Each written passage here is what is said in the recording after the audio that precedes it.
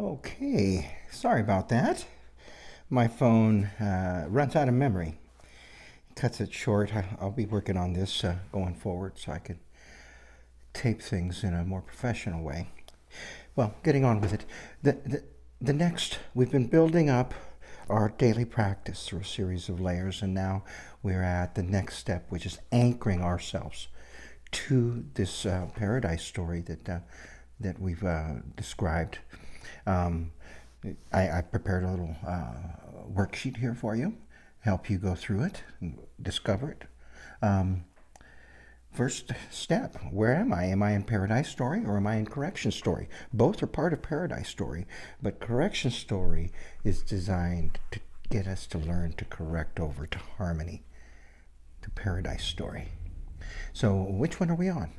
And at that point, many of us are going to be on that correction story, which is the story that runs this planet currently. But at that point, we choose the greater story, paradise story, harmony story, to take advantage of all those benefits of harmony, the power of harmony, aligning ourselves to everything around us, to the universe, observable, machine executable architecture.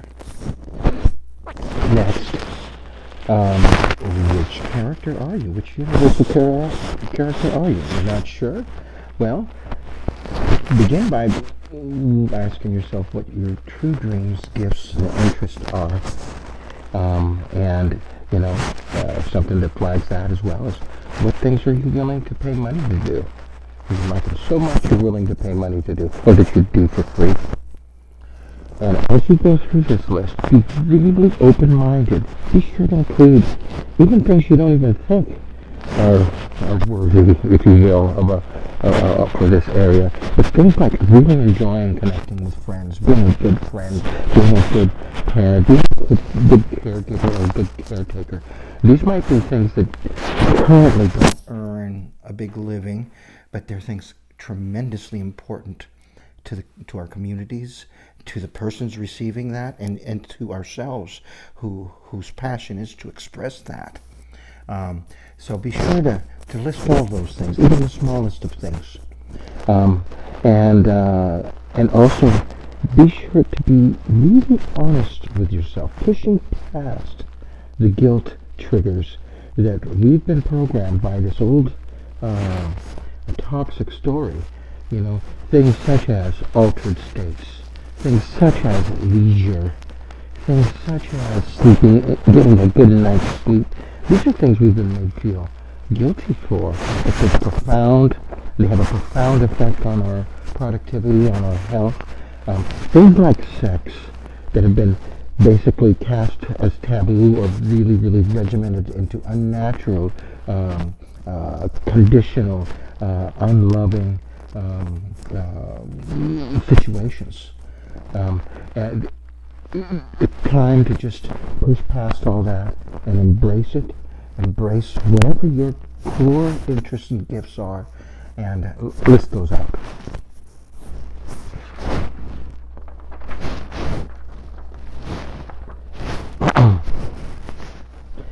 This next screen is something I put together to help zero in even further. Microscoping in. Here are some universal roles, if you will, that are observed throughout our universe, whether in a bee colony, an ant colony, or a human colony. It's okay for there to be more than one that you identify with, both in terms of the functionality and in terms of where things appear in the hierarchy of things, whether it's at that visionary point or at the opposite end, which is just fine. All of it is needed. Just like in our own bodies. We love our whole body equally, even though some things are, but our whole body depends on one another for a really good day. Zooming in further, telescoping in another layer, getting really detailed, I really want to be an explorer of our universe. And I want to do it using art, using technology, using existing science, the way I've been doing this. And just building on it. And that's okay. That's me honing in on mine. What's yours? Lay it all the way out. Oh, I want to take care of 1960s muscle cars. Because I love that era and I love that time. And I think others will too.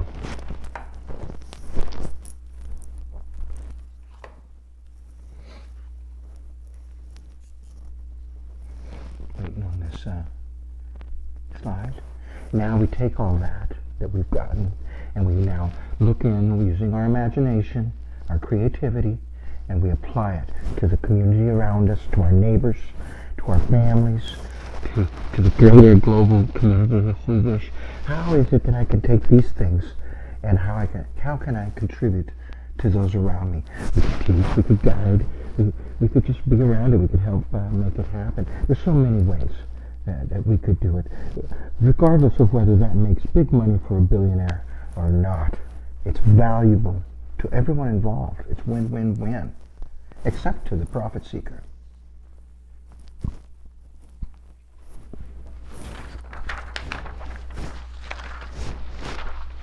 And with that, congratulations. You have now anchored yourself into the greater paradise story. It's just that easy. Next step, we prune our daily life to then make room for the life we've chosen, the new life we've chosen for ourselves. And I prepared a little worksheet for you. You can fill in your hours of the times you like to do these things, and then grade yourself on these categories versus what you've just discovered are your true interest, dreams, tastes, and cycles. And then look to those grades to see what areas need attention. And to each of those areas, sketch out a plan, put it in writing, thinking real open-mindedly, real objectively, not really placing yourself in it yet, just like a doctor would. What, at the very highest level, what would need to change for this to improve in my life? And then once you're solid on that, you need to choose to do it and to make it a top priority in your life. And you also need to accept the fact that every change involves making trade-offs, universally, in anything, including in this. So you need to be prepared to lose very valuable things to you right now. Attachments, strong attachments, to free you to get into your flow, into the universe, into following your dreams daily, naturally, and in leisure, and in abundance, and blissful.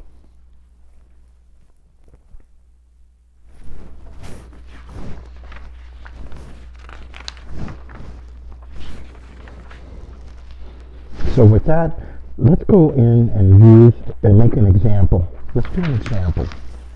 And the example I've chosen is burned out Harold, who's burned out and unhappy with his life, married 10 years, 2 children in school, a successful career as an executive at a tech company, holding on to millions of dollars of stock options. But he's tired of being tired, and going through this very exercise, he realized his work is not aligned with his dream and lifelong dream, gifts and talent of being a writer. And, he, at one point in his life, made the decision to pursue a technical career because being a writer was just not going to pay. So he also finds that his work is not matching his natural cycles of sleep and rest, and he's coming home very tired, without energy to really do anything, any of his interests or anything else. His marriage is strained, very little connection or intimacy, and he realizes he wants much, much more for himself. And he feels that everyone around him would benefit if he did that.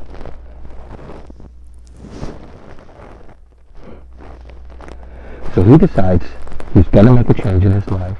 He's going to begin following his dreams, gifts, and interests, and tastes, and cycles, and connections. Not sure how he's going to do it, but it's a top priority.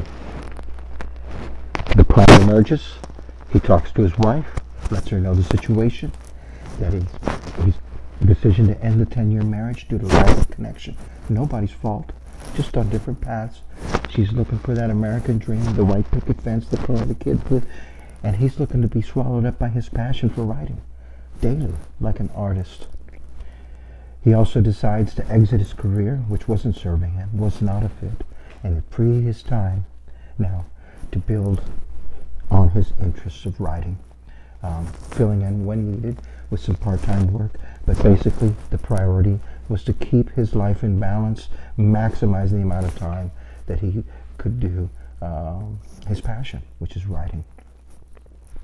He decides to walk away from it all, giving everything over to the wife and children, the money, the assets, whatnot. He recommends maybe they move in with the aging parents who have a large house that's empty, and everyone could use each other's help and company. And of course, if there's ever success moving forward, he hopes to really make it up to them, though that's not really what they were after.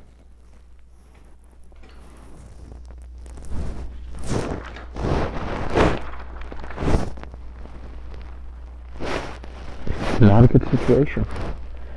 And I wish I could give you a more palatable situation, but it wouldn't be truthful.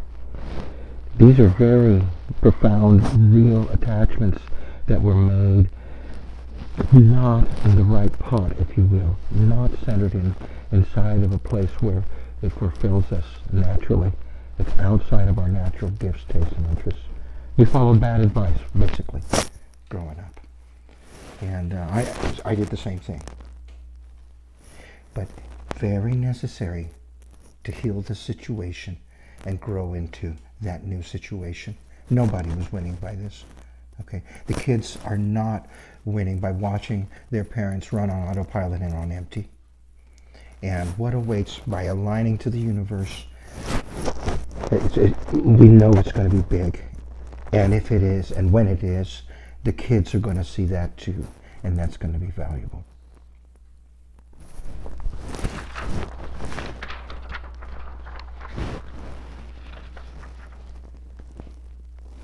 Sure enough, 7 years later, he's a best-selling author of adventure novels, happier than ever, and not just able to provide for his family, his estranged family, but lots of budding writers in the community who see him as a hero for having left everything behind, a very successful career to pursue his lifelong dream at all expense. And the family was adjusting well, living with the grandparents, and everybody was able to share in responsibilities and the chores and live much simpler, richer lives.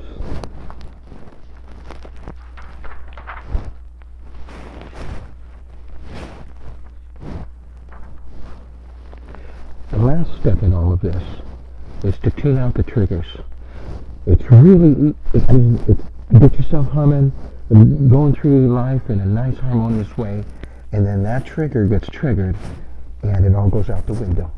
And that's the reason it's so important that we spend time focusing on these triggers and tuning them out. We all have them. There can be positive triggers, most of which probably we don't even need to look at because they're positive. But if we were reacting in a way that was negative, then there might be something we would need to look at. But in particular, the negative triggers. What are yours? Do you know yours? There's all sorts of types. Religious triggers, cultural triggers, physical triggers, behavioral triggers. We get to spend some time noticing what they are. Because before you can tune out a trigger, you have to be aware of the trigger. And that's the beginning of tuning out triggers, the awareness. Then we evaluate that thing, look at it. Why is that triggering us? Why are we responding this way? And then we correct it. And we correct it with one of two ways. One is all triggers come from a negativity that is sourced from a separation story virus. The virus of consciousness that most of the planet is currently ill from. And it produces that symptom. So if we're seeing that trigger in ourselves, it means that there's parts of us that still are operating on that separation story. We're not operating, seeing everything as unified, as one. And the other thing is, if disappointment is our trigger, we're setting expectations instead of going with the flow, trusting in the flow of that paradise story coming in, the one that built us this very moment over 14 billion years, and the one that's going to deliver the home run paradise earth. You to trust that flow and just see it.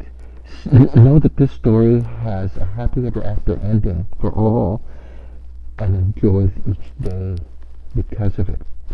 Do not set expectations. Allow it to do what it needs to do to get there.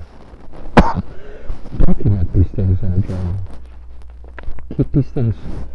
The process of writing things down is not just writing it down.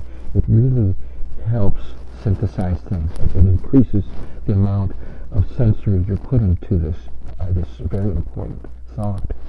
And then allow yourself plenty of patience and kindness as you go through this. You're going to mess up. It's just like learning an instrument, learning to ski, anything. You're going to fall. But with practice, you're going to get better and better.